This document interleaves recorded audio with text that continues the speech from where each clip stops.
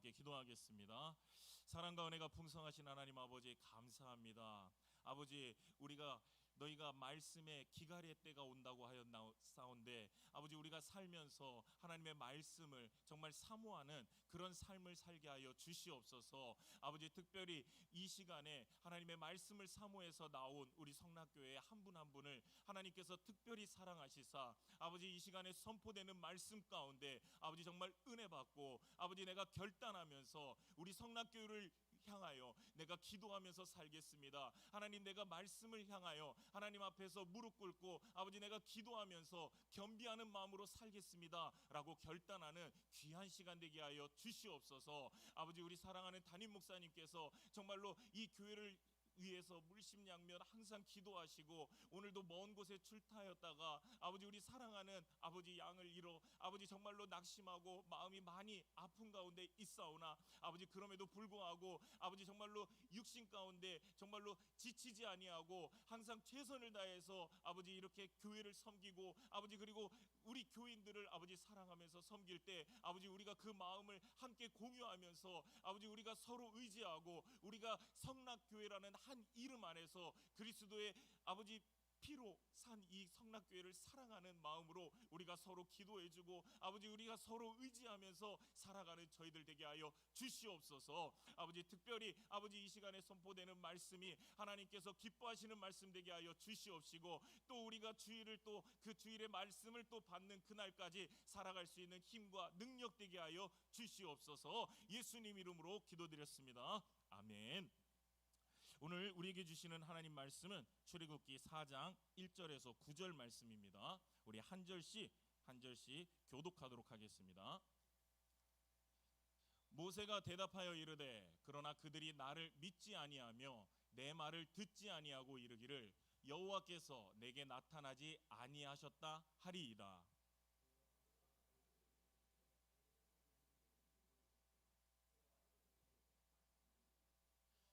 여호와께서 이르시되 그것을 땅에 던지라 하시매 곧 땅에 던지니 그것이 뱀이 된지라.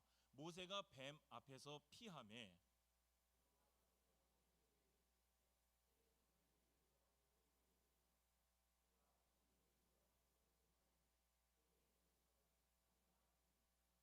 이는 그들에게 그들의 조상의 하나님 곧 아브라함의 하나님, 이삭의 하나님, 야곱의 하나님 여호와가 내게 나타난 줄을 믿게 하려 함이라 하시고,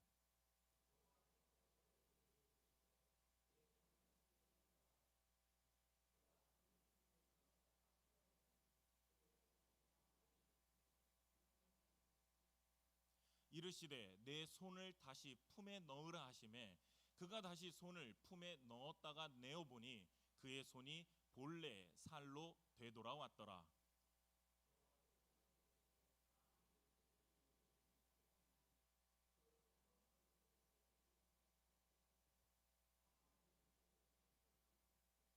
우리 함께 읽겠습니다.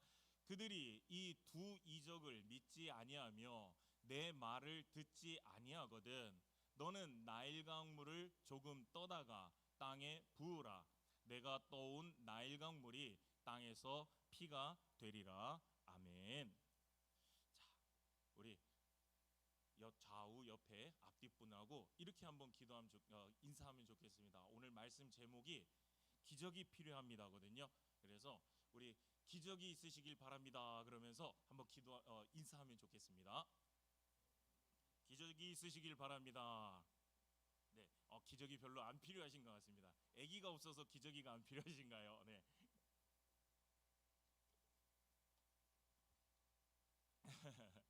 자, 핵심 성공 요소라는 것이 있습니다. 핵심 성공 요소, 영어로 Critical Success Factor, 약칭으로 CSF라는 건데 이게 하나의 어떤 연구 분야거든요.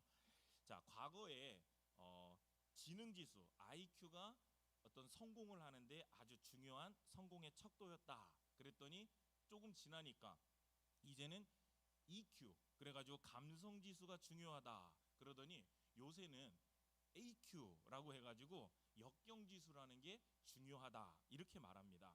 자, 이러한 것들을 연구하는 거, 이런 걸 핵심 성공 요소, 그래가지고 아까 말한 대로 크리티컬 석세스 팩터라고 이렇게 말합니다. 이렇게 말하니까 좀 뭔가 되게 거창하게 들리죠. 그런데 이게 이 성공 요소를 평상시에 우리가 다 생각하면서 살고 있습니다. 자, 아주 쉽게 얘기하면 김치를 담근다. 그러면 우리 지금 권사님들 딱 듣자마자 집사님들 어떤 생각이 드십니까? 어떻게 하면 김치를 맛있게 담글지 머리에 다다다다다닥 벌써 생각이 딱 드시죠? 그쵸? 예, 그게 바로 아까 말한 성공 요소입니다. 그런데 그렇게 똑같은 재료, 배추랑 고춧가루랑 양념들, 마늘이랑 이런 걸 가지고서 하는데도 젊은 세대기 김치를 담그면 어떻게 될까요? 똑같은 걸 가지고 하는데 희한한 맛이 나겠죠. 그렇죠? 예, 그거랑 똑같이 어떻게 하면 김치를 맛있게 담글까 이렇게 하는 거를 이렇게 다다다닥 떠오르는 거, 이걸 보고 아까 말한 대로 성공 요소라고 한 것처럼 어떤 사람들은 요리에 대해서, 어떤 사람은 공부에 대해서, 또 어떤 사람은 노래에 대해서 이런 한 분야를 잘 하시는 분들은 이런 성공 요소, 제가 아까 말한 것들을 다 알고 있는 겁니다. 그러면 제가 한번 질문을 드리고 싶은 건 이 말 하고 싶어서 앞에 괜히 어려운 문자를 써본 거죠. 우리가 신앙에 있어서 성공하려면 어떤 성공 요소가 필요할까요?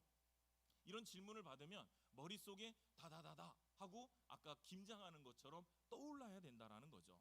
아, 신앙으로 성공하기 위해서, 우리의 신앙이 성공하기 위해서는 어떤 성공 요소들이 있어야 될까? 김치찌개를 잘 끓이려면 이렇게 하면 돼 하는 것처럼 우리 신앙이 성공하려면 이렇게 하면 돼 라는 게 떠올라야 된다라는 거죠. 그래서 오늘 말씀을 통해서 살펴볼 이 주제, 오늘 말씀을 통해서 신앙에 있어서 핵심적인 성공 요소가 무엇인가 이거를 한번 살펴보려고 그러고요. 그리고 우리 삶에 적용해서 과연 그럼 지금 나의 신앙은 어떤 면에서 지금 성공할 수 있는가 없는가를 한번 살펴보면서 내가 지금 보완해야 될 점은 없는지 이런 거를 한번 같이 한번 나눠보려고 합니다. 자, 성경에 나와 있는 성공 요소를 찾는 건 사실 굉장히 쉽습니다. 총 3가지가 나오는데요. 제가 말씀을 딱 드리면 그거 너무 당연한 거 아니야? 라고 말씀하실 겁니다. 자, 첫 번째는요, 하나님 뜻이어야 성공합니다. 자, 다시 말씀드릴게요. 뭐면 성공한다고요? 하나님 뜻이면 성공합니다. 자, 하나님 뜻이면 이루어지고 하나님 뜻이 아니면 이루어지지 않겠죠. 그죠? 그래서 자, 여리고가 무너졌다. 하나님 뜻이니까 무너진 겁니다. 맞죠? 아이성이 무너지지 않았습니다. 하나님 뜻이 아니니까 무너지지 않았다라는 겁니다. 자, 그럼 두 번째 요소는 뭐냐? 성공 요소는 바로 나입니다. 나. 하나님께서 하나님의 뜻을 분명히 밝히신다 하더라도 하나님은 절대로 혼자서 일하지 않으십니다. 그죠? 그렇기 때문에 하나님은 누군가한테 그 일을 맡기십니다. 그래서 그 일을 통해서 하나님은 무언가를 하신다라는 거죠. 그러니까 내가 얼마나 준비되었는가, 이게 신앙의 성공 요소 중에서 아주 중요한 핵심이 되는 겁니다. 마지막 3번째 성공 핵심 요소는요, 바로 우리입니다. 하나님이 뜨신 것이 확실하고 또 나는 준비가 잘 되어 있는데 그 일에 함께하는 사람들의 준비가 되지 않았다. 그러면 하나님의 뜻이 이루어지지 않는다. 성공하기 어렵다라는 말인 것이죠. 자, 오늘 본문을 통해서 살펴본다고 그랬으니까 오늘 모세가 자기 자신이 준비가 되었고 하나님 출애굽하는 게 하나님 뜻이라고 하더라도 그때 200만이나 되는 이스라엘 백성들이 움직여주지 않으면 아마 많은 장애물들이 생길 것이고 그걸 이루는데 시간도 걸리고 잘 성공하기 어려웠을 거다라는 말입니다. 그래서 이 3가지 핵심 요소가 우리 신앙에 아주 중요하다라는 건데 이 3가지 잘 기억하면서 오늘 아주 중요한 말씀을 전하려고 하니까 한번 잘 기억하면 좋겠습니다. 첫 번째, 하나님의 뜻인가? 두 번째, 내가 준비되었는가? 그리고 3번째, 우리가 헌신이 준비되었는가? 이 3가지 요소를 생각하면서 지금 내가 기도하고 있는 그 기도 제목들, 내가 지금 하고 있는 신앙생활들, 이거를 이 세 가지에 맞춰서 보면 우리가 지금 제대로 하고 있는지를 확인해 볼 수 있다라는 것이죠. 자, 오늘 본문을 통해서 본다고 그랬으니까 우리 잘 아시죠? 출애굽 성공했을까요? 못했을까요? 오, 네. 대답하기가 싫으신 거겠죠? 네, 출애굽 성공했죠, 그렇죠? 네, 출애굽 성공했습니다. 그런데 오늘 본문이 출애굽기 4장인데 이 출애굽기 4장의 시점에서 과연 아까 제가 말했었던 것들을 한번 적용을 시켜보면 과연 출애굽을 그때 당시에 성공할 수 있는지 없는지 우리가 한번 살펴보자라는 거죠. 그러면서 왜 우리는 결과는 알고 있지만 출애굽기 4장의 시점에서 과연 그 세 가지가 준비가 됐는지 그거를 보면 아, 이때는 성공을 못했겠구나. 그러면 그거를 하나님이 어떻게 만지니까 그래서 성공이 됐구나. 그러면 내가 하는 기도, 내가 하는 신앙도 이렇게 하면 성공을 못하겠구나. 그러면 하나님이 또 어떻게 만져주시면 성공하겠구나. 우리가 그거를 오늘 깨달을 수 있다라는 거죠. 자, 첫 번째 요소입니다. 하나님의 뜻. 하나님의 뜻이라고 그랬을 때, 자, 그럼 과연 우리 출애굽을 하는 거는 하나님의 뜻인가? 이렇게 질문해 볼 수 있을 때 하나님의 뜻이 맞습니다. 이거를 어떻게 찾아볼 수 있냐? 우리 출애굽기 3장에서 보면 모세한테 내가 출애굽을 시키겠다라고 수도 없이 얘기를 하십니다. 여러 번 얘기를 하십니다. 그렇게 얘기를 하시는데 뭐라고 얘기를 하시냐면은 내가 불꽃같이 임해서 그래서 이 출애굽을 너희한테 시켜주겠다라는 말씀을 3장에서 7번이나 하십니다. 그리고 모세도 그거를 믿는다라는 거죠.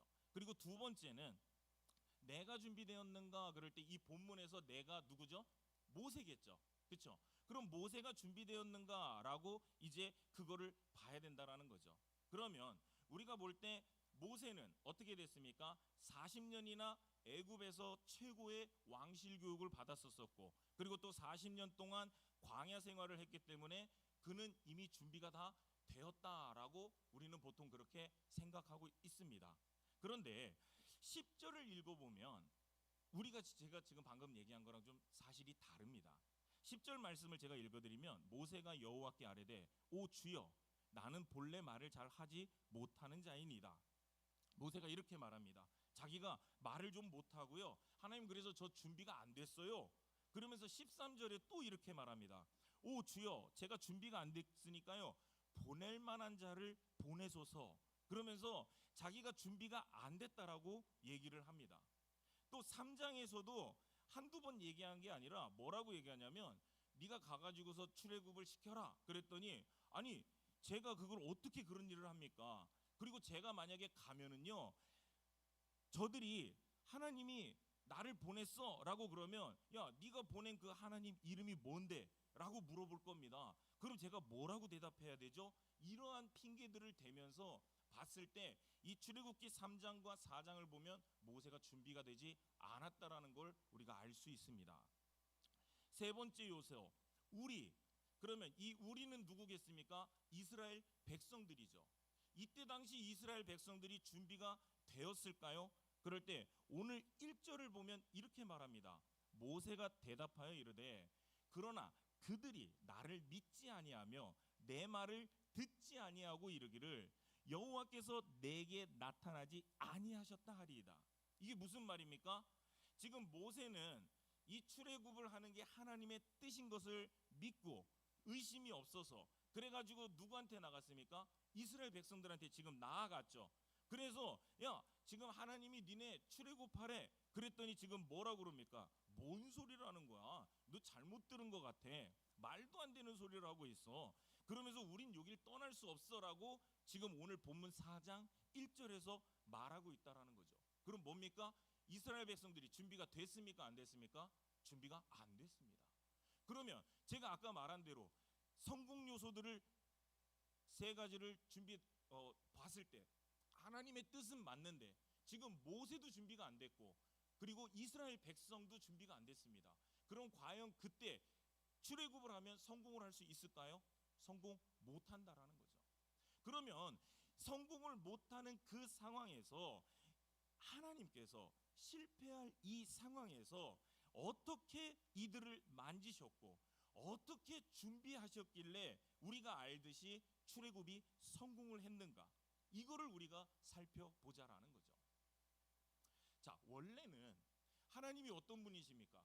말씀 하나로 세상을 창조하신 분입니다. 그러니까 원래 하나님은 그냥 말씀만 하시면 되는 거예요. 그죠? 그런데 말씀으로 그냥 바로 이루시고 다른 단계가 원래는 필요가 없으신 거예요. 온 우주의 하나님이시죠. 창조주 하나님이시죠. 그냥 말 한마디로 끝나시는 분인데, 그런데 하나님이 그렇게 일하십니까? 아니죠. 그렇게 하면 하나님 혼자 사시는 거죠.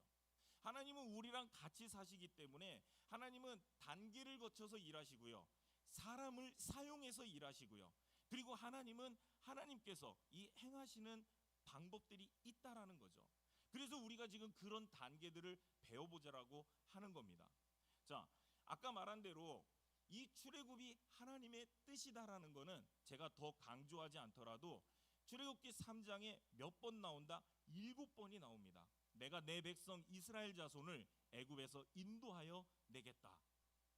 3장 12절에 보면요, 그 백성을 애굽에서 인도하여 낸 후에 17절에 보면 내가 말하였거니와 내가 이미 말하지 않았느냐, 내가 너희를 애굽의 고난 중에서 인도하여 내겠다.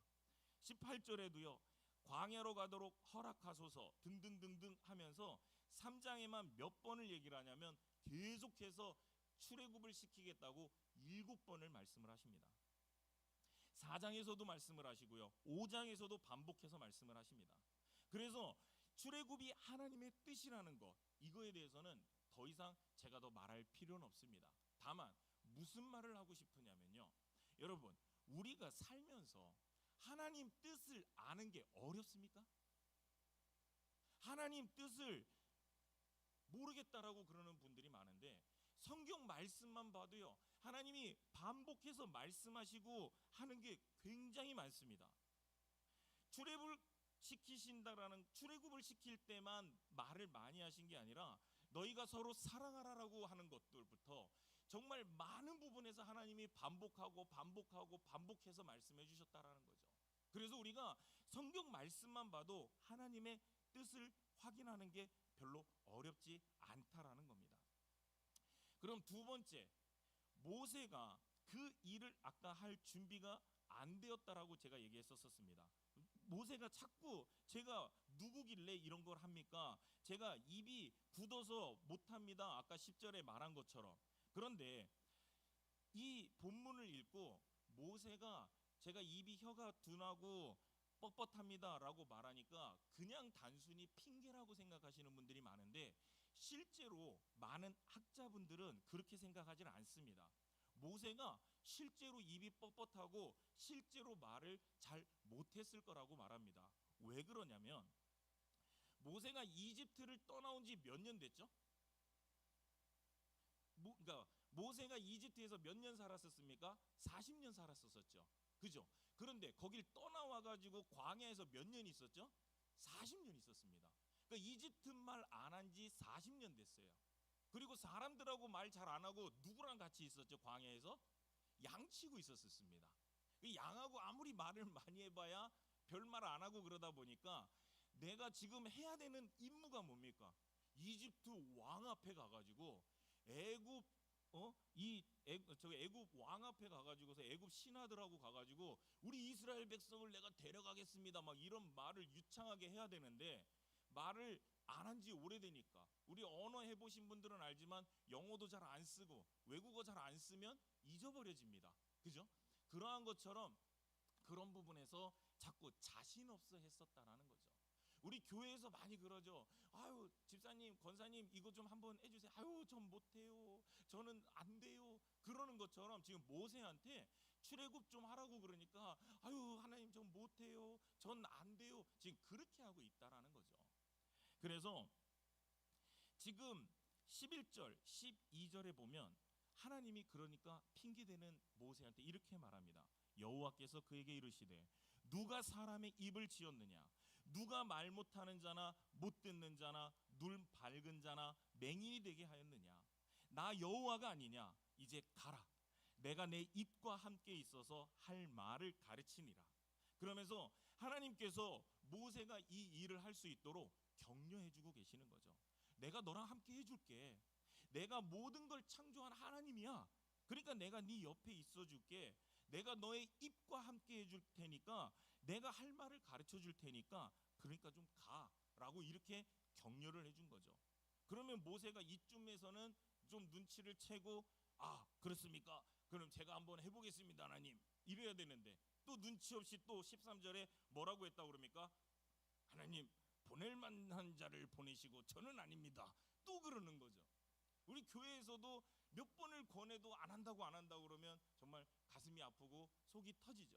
그것처럼 계속해서 핑계를 대는데, 모세가 여기까지 핑계댄 게 5번을 핑계댑니다.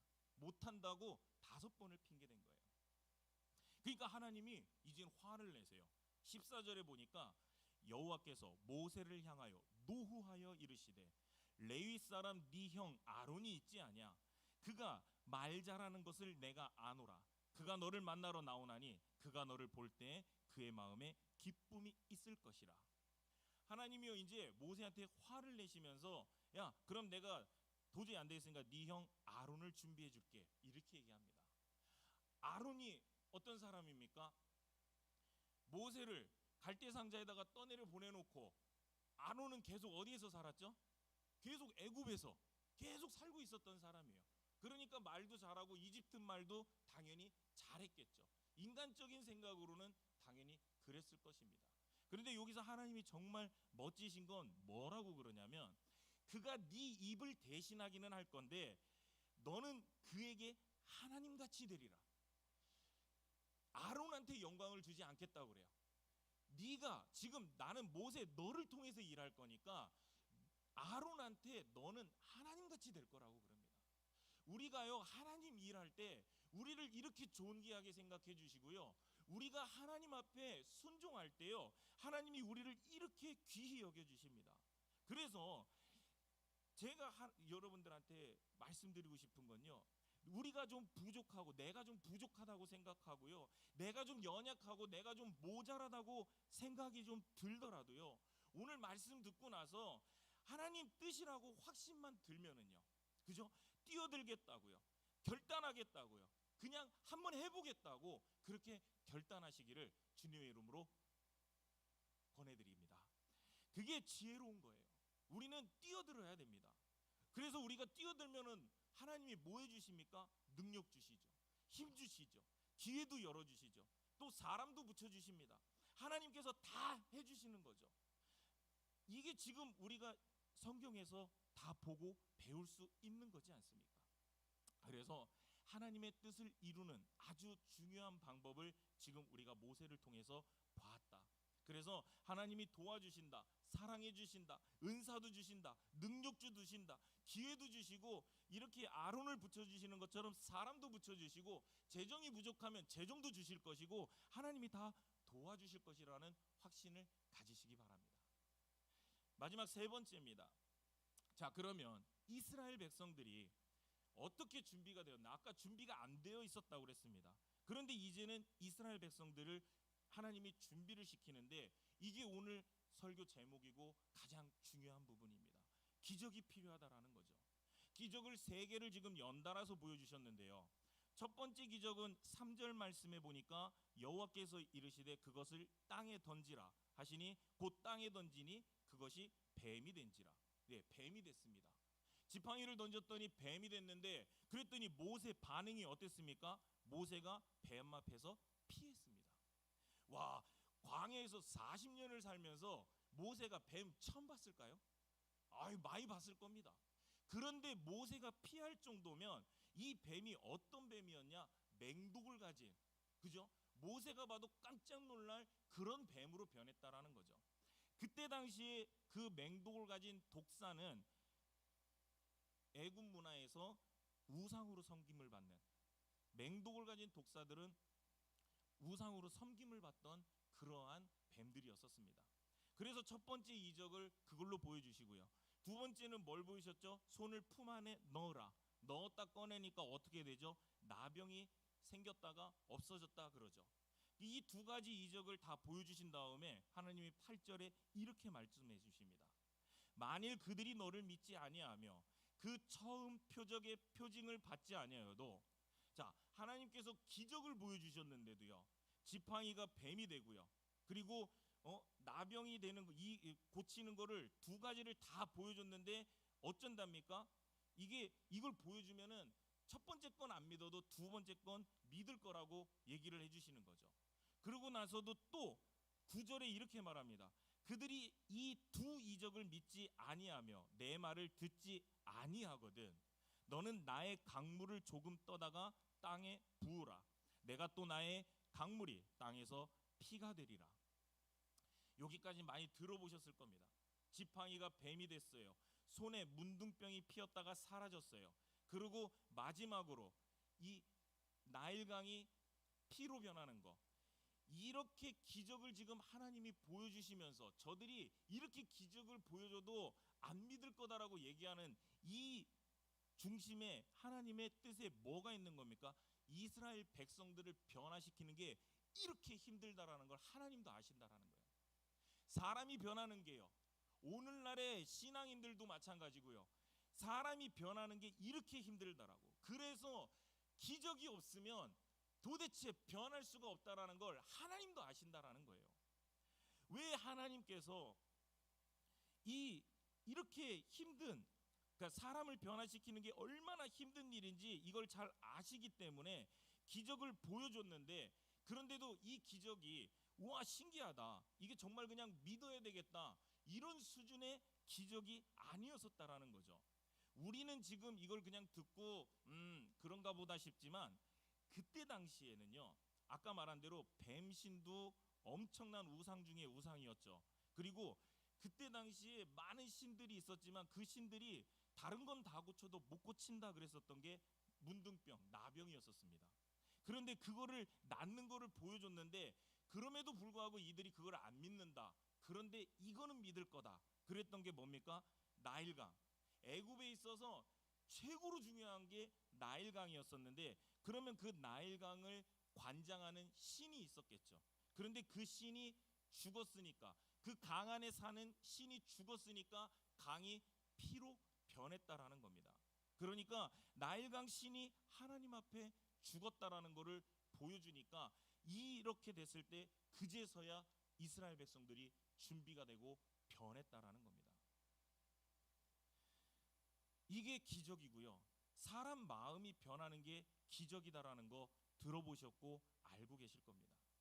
우리 사람들이요, 이렇게 말합니다. 야, 저런 거 안 돼, 될 수가 없는 일이야, 이렇게 생각했던 것들이요, 그게 하나님 뜻이니까 한번 해보자, 하나님 뜻이니까 되겠지, 이렇게 생각하는 것 자체가 바로 기적입니다. 나는 이제 저 사람하고 상종도 안 할 거야, 나는 가까이 하지도 않을 거야 했던 그 사람을 향해서 하나님의 사랑으로 한번 용서해보자, 한번 용납해보자, 받아들이게 자꾸 시도라도 해보는 거, 이게 바로 기적이다라는 겁니다. 남들은 하라고 그래, 나는 예전에 해봤는데 그리고 하고 싶은 마음도 없어, 이렇게 생각하던 사람이 성경을 읽고 말씀을 들으니까 이게 하나님 뜻이구나, 그럼 내가 한번 해볼게 라고 내 마음이 변하고 내가 실천하는 거, 이게 기적이라고 저는 지금 목 놓아서 말씀드린다라는 겁니다. 이게 바로 변화고요, 이 마음을 변화시키는 거, 이 변화가 일어나는 거, 이게 바로 기적이고 우리한테 기적이 필요하다라고 지금 말씀드리고 있습니다. 그러면 이거를 우리 삶에 적용시켜서 한번 말씀드려 볼까요? 자, 우리 만약에 어떤 분의 기도 제목이 불신 가족의 전도를 위해서 기도를 하고 있다고 한번 생각해 보죠. 오늘 말씀하고 한번 적용시켜 보겠습니다. 자, 우리가 불신 가족을 전도하는 거, 첫 번째, 하나님 뜻이겠습니까? 네, 생각할 것도 없이 하나님 뜻이겠죠. 그런데 말씀을 통해서 한번 찾아보면 디모데전서 2장 4절에 하나님은 모든 사람이 구원을 받으며 진리를 아는 데 이르기를 원하시느니라, 말씀도 있으시죠. 그리고 우리가 당연히 알기로도 하나님의 뜻인 게 맞습니다. 하나님이 모든 사람이 구원받기를 원하시니까요. 그렇다고 우리는 좀 수준이 있으니까 절대 오해하면 안 되는 게 뭡니까? 하나님은 모든 사람이 구원에 이르기를 원하시지만 그렇다고 해서 모든 사람을 다 구원하시지는 않으십니다. 하나님은 분명히 선택하신 분들을, 선택된 자들을 구원하십니다. 그리고 하나님은 선택된 자들을 통해서 주님의 복음이 전파되기를 원하고 계십니다. 하나님은 그렇게 일하시기 때문에 그렇습니다. 하나님이 혼자서 다 하실 수 있지만 그렇게 하지 않으시기 때문에 선택된 자들을 통해서 복음을 전하고 하신다고 그랬습니다. 동시에 하나님께서 선택하지 않으셔서 지옥에 가기로 예정된 사람도 있을 수 있다라는 걸 우리는 알아야 됩니다. 그게 어쩔 수 없는 성경의 말씀이니까요. 그런데 우리가 한번 상식적으로 한번 생각해 볼까요? 나한테 불신 가족을 붙여주셨다. 그런데 내가 불신 가족한테 복음을 전할 의무가 있겠습니까? 없겠습니까? 당연히 있겠죠. 어떻게 내가 불신 가족한테 복음을 전해야 되는 거, 이게 내 사명이다라는 거, 이게 옳은지 그른지 따질 문제가 아니라는 겁니다. 이게 하나님께서 나한테 그런 사명과 의무를 주셨기 때문에, 그래서 복음을 전하게 하셨다면은 하나님께서 이 사람을, 이 불신 가족을 구원하려는 하나님의 뜻이 있겠습니까? 없겠습니까? 있다라고 생각하는 거, 이게 더 합리적이지 그걸 없다라고 생각하는 게 더 합리적이겠냐라는 겁니다. 그러니까 하나님의 뜻이 있다, 나한테 불신 가족을 붙여줬다라는 건 그 사람 전도해라, 그 사람 교회 데리고 나오고 하나님 믿게 하고 구원받게 해라라는 거, 이렇게 믿는 거, 이게 하나님의 뜻이다라는 거, 나한테 복음 전할 의무가 있다라는 거, 이게 하나님 뜻이다라는 게 당연하다라고 우리가 받아들여야 된다라는 거죠. 그럼 첫 번째는 해결됐네요. 두 번째, 불신 가족을 전도하기 위해서 나는 준비가 되었을까요? 내가 준비가 되어야 되겠죠. 자, 교회 같이 가자고 이렇게 하는 거 당연히 너무나 중요하고 해야 됩니다. 또 어떨 때는요, 복음에 대해서 자세하게 좀 설명을 해줘야 될 때도 있을 것입니다. 또 설명을 하지 않아도 내가 교회를 갔다 와서 오늘 수요 예배 끝나고 나서 집에 갔는데, 집에 문 열고 들어가면서 내 얼굴 표정만 봐도, 내 은혜 받은 얼굴만 봐도 그래도 그게 복음 전하는 것처럼 돼야 되지 않겠냐라는 겁니다. 내가 설명을 하지 않아도 내가 그냥 은혜 받은 거, 내가 또 교회에서 어떤 사람하고 이런 대화를 나눴다고 집에 가서 그 얘기만 해도, 그런 겪은 좋은 일들을 집에 가서 얘기만 해도 그게 전도가 되는 거 아니겠냐라는 겁니다. 이런 식으로 우리는 전도를 할 수 있습니다. 그런데 우리가 잘 알듯이 제일 어려워하는, 내가 예수 믿는 사람처럼 살아내는 거, 이게 가장 중요한 전도라는 거 우리는 알죠. 그러면서 안 믿는 우리 가족이, 야, 진짜 예수 믿으면 저렇게 변하나 보다, 저렇게 사람이 좋아지냐, 야, 교회 다니는데 저렇게 얼굴 표정이 좋고 저렇게 즐거운가, 나도 한번 교회 한번 가볼까, 이런 생각이 들게 하는 거, 우리가 그렇게 하지 못하고 있다면 우리가 그렇게 살아내야 되지 않겠냐라는 겁니다. 그게 두 번째, 내가 준비되었는지를 돌아봐야 되는 이유입니다. 마지막 세 번째, 불신 가족 전도하려면 과연 그들이 움직여줄까를 한번 생각해 봐야 되겠죠. 여기에 뭐가 필요하다고 그랬습니까? 기적이 필요합니다. 그들이 어떻게 움직이겠습니까? 이건 우리 주님밖에 하실 수가 없습니다. 하나님께서 그들의 마음을 변화시켜 주셔서, 야, 교회 한번 가봐야 되겠다, 이런 생각을 한번 품게 해주시고, 그날 그들이 교회를 오려고 마음을 먹었는데 오는 과정도 어떻게 해야 됩니까? 순탄해야 됩니다. 잘 진행돼야 되고요. 교회 와서 앉았는데 그날 듣는 말씀이 은혜롭고 잘 들려야 되고요. 또 그날 만난 사람들이 인사하고 그 표정이 좋게 느껴져야 되고요. 그러면서 마음에 감동도 좀 되고, 마음에 좀 은혜도 되고, 그렇게 터치도 좀 되고, 그래야 예배 끝나고 집에 갔을 때 가만히 생각해 보니까, 야, 교회 이렇게 좋은데 내가 그동안 왜 이렇게 교회를 색안경 끼고 봤을까? 교회를 좀 한번 다녀볼까? 이런 마음이 드는 거, 그 사람 마음이 변하는 거, 이게 바로 기적이 아니고 뭐겠습니까? 그들의 마음이 변화가 필요한 거, 우리가 이 세 가지를 오늘 말씀드렸는데 우리가 이걸 하나하나 따져가면서 우리가 할 걸 우리는 하고 그리고 하나님한테 구해야 할 걸 하나님한테 구하면 그러면 하나님께서 하나님의 뜻을 이루어 주실 줄로 믿으시기를 바라겠습니다. 그래서 이 말씀만 드리고 말씀 마치려고 합니다. 우리가 기복신앙이란 말을 하면서 복을 구하는 것을 약간 터부시할 때가 있지만 복에 대해서도 똑같이 이 세 가지를 적용시켜서 복도 간절히 열심히 구하시기 바랍니다. 나랑 내 자녀들을 놓고 기도하면서 형통의 복을 놓고 기도할 때 우리 자녀가 형통했으면 좋겠다. 돈도 많이 벌고 건강하고 복을 많이 받았으면 좋겠다. 이런 기도 해야 됩니다. 그런데 세 가지 원칙에 따라서 했을 때 과연 적합한지만 확인해 보면 되는 거죠. 이게 과연 하나님 뜻일까? 하나님 뜻입니다. 예레미야 29장 11절 말씀, 여호와의 말씀이니라. 너희를 향한 나의 생각을 내가 아나니 평안이요 재앙이 아니니라. 너희에게 미래와 희망을 주는 것이니라. 하나님이요 이뿐만이시겠습니까? 하나님을 사랑하고 그 계명을 지키는 자에게 천대까지 은혜를 베푸신다는 말씀부터 시작해서 하나님께서 하나님 말씀에 순종하는 자들한테 어떻게 복을 베푸는지 수많은 내용이 말씀 안에 있습니다. 그렇기 때문에 우리가 복을 받는 것들 당연히 하나님 뜻입니다. 그리고 두 번째, 그러면 나와 자녀들이 복을 받기 위해서 나는 준비가 되어 있는가? 그러면 어떻게 해야 되겠습니까? 옆에서 독려해 줘야 되겠죠. 바른 신앙을 가지고 바른 삶을 살아가도록 끊임없이 옆에서 도와줘야 됩니다. 기도해 줘야 되고요. 그들이 바른 길로 가지 못하거나 좀 잘못된 길로 가고 있으면 엄하게 다스려 줄 줄도 알아야 됩니다. 우리가 그렇게 할 때, 내가 그렇게 할 때 우리 자녀들한테 하나님께서 복을 내리실 수 있다라는 거죠. 우리가 말씀 잘 알고 있습니다. 부모를 공경하는 자에게 하나님이 어떤 복을 주신다고 그랬죠? 장수의 복을 주신다고 그랬습니다. 그런데 그러면 부모된 우리들은 어떻게 해야 되겠습니까?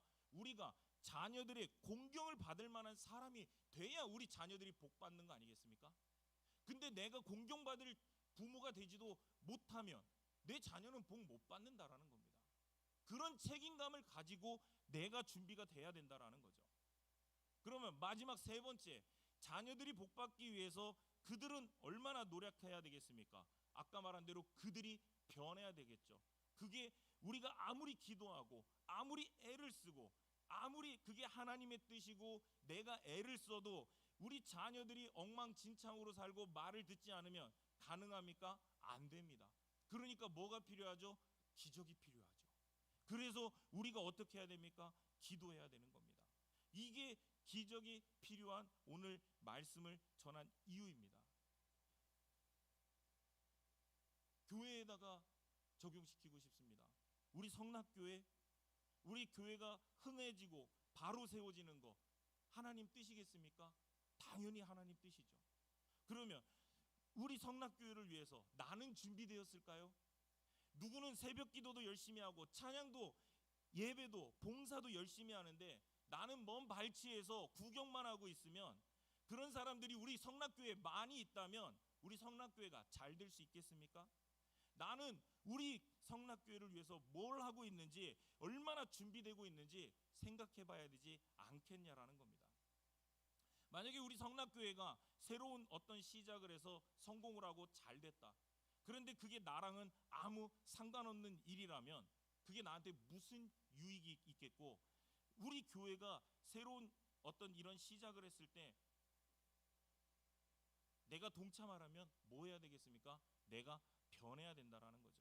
내가 준비되어야 되고 각 사람이 준비되어야 된다라는 것입니다. 마지막으로 교회를 위해서 우리가 준비되었는가? 여기에 아까 또 뭐가 필요하다고 그랬습니까? 기적이 필요하다고 그랬습니다. 나만 변해서 될 게 아니고 우리가 변해야 된다고 그랬죠. 다른 사람도 함께 변해야 되는 것입니다. 함께 한 곳을 바라봐야 되고요. 그리고 그곳을 향해서 함께 나아가야 되겠죠. 의견이 다를 수도 있고요. 생각이 다를 수도 있습니다. 그렇다고 갈라져서도 안 되고요. 함께 의견을 나누면서 함께 이야기를 나눠서 함께 나아갈 방향을 함께 정해야 되겠습니다. 그래서 우리는 함께 돌아보고 서로 격려하고 서로 마음을 이해해주고 그리고 용납하고 용서하면서 그렇게 해서 하나됨을 힘써 유지하는 그런 기적이 있는 성락교회가 되면 좋겠습니다. 그런 하나님의 뜻을 이루는 귀한 공동체가 되게 하여 주시기를, 그리고 우리 성락교회의 변화의 시작에 오늘 말씀이 중심이 되어서 우리 성락교회의 변화가 반드시 성공하게 될 줄로 믿습니다. 우리 다 같이 기도하겠습니다.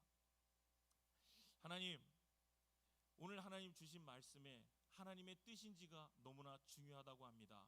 그리고 내가 준비되었는지 그리고 우리가 준비되었는지를 하나님 오늘 저녁에 가서 그리고 이 한 주간 동안 살면서 정말 여러 분야에서 한번 점검해 볼 수 있는 그런 귀한 시간 가질 수 있도록 도와주시옵소서. 특별히 몸된 교회를 통해서 이 교회에 내가 준비되어 있는지 그리고 우리 성락교회에 우리가 준비되어 있는지 한번 돌아보면서 정말 세상이 악하고 때가 어렵다고 정말 세상과 어려운 때만 탓하는 것이 아니라 정말 우리가 준비되었고 내가 준비되었는지, 하나님의 뜻은 늘 준비되어 있었었는데 우리가 문제는 아닌지 한번 돌아보고 깨닫는 그런 시간을 갖게 하여 주시옵소서. 예수님 이름으로 기도드렸습니다. 아멘. 우리 찬송가 197장 부르시겠습니다.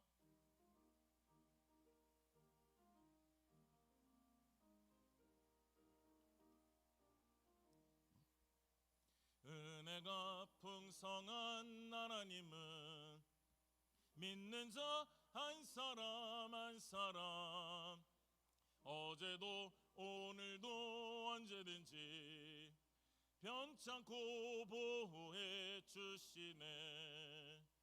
주여 성령의 은사들을 오늘도 내리어 주소서. 성령의 뜨거운 불길로서 오늘도 충만케 하소서. 정욕과 죄악에 물든 마음을 성령의 불길로 태우사 정결케 하소서. 태우소서. 깨끗게 하여 주옵소서. 주여 성령의 은사들을 오늘도 내리어 주소서. 성령의 뜨거운 불길로서 오늘도 충만케 하소서. 희생의 제물로 돌아가신 어린 양 우리 주 예수여, 구속의 은혜를 내리시사 오늘도 구원해 주소서. 주여 성령의 은사들을 오늘도 내리어 주소서. 성령의 뜨거운 불길로서 오늘도 충만케 하소서. 주님의 깊으신 은혜만을 세상에 널리 전하리니 하늘의 능력과 권세로서 오늘도 입혀 주옵소서.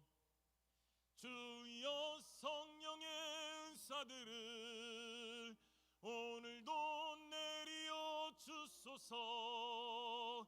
성령의 뜨거운 불길로서 오늘도 충만케 하소서.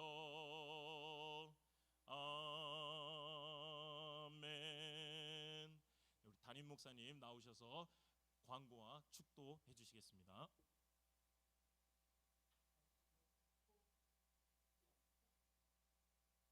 네, 마이크 켜주세요. 마이크 뮤트 풀어주십시오.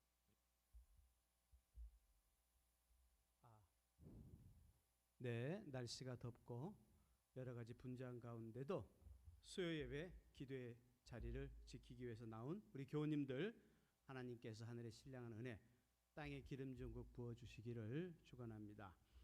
우리 지덕준 장로님, 김광영 권사님 소천하셔서 우리 모두가 다녀왔습니다. 다녀오지 못한 교우님들도 그 가정에 하나님의 위로가 임하기를 위해서 기도해 주시고요. 내일이 아니고 모레 금요일 날 오전 6시에 장례식장에서 우리가 발인 예배 드리겠습니다. 교회에서는 아마 새벽 예배 마치자마자 5시 한 30분, 40분에 가게 될 것 같습니다. 그 시간에는 못 가지만 하관 예배, 우리 부활의 동산에 가실 분들은 금요일 날 오전 9시 30분까지 교회로 오시면 함께 다녀오도록 하겠습니다. 기도하겠습니다.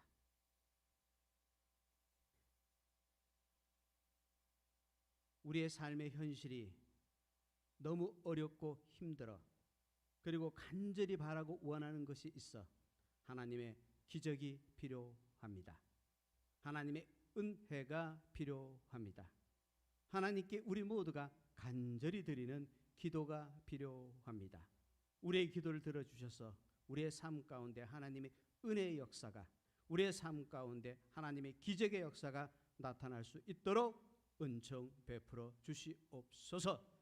지금은 우리 구주 예수 그리스도의 귀한 은혜와 하늘 아버지의 크신 사랑과 성령님의 위로 교통 함께하여 주심이 고개 숙인 하늘의 백성 머리 위에 슬픔을 당한 우리 장로님 가정 위에 이제로부터 영원토록 함께하시기를 축원하오나이다. 아멘.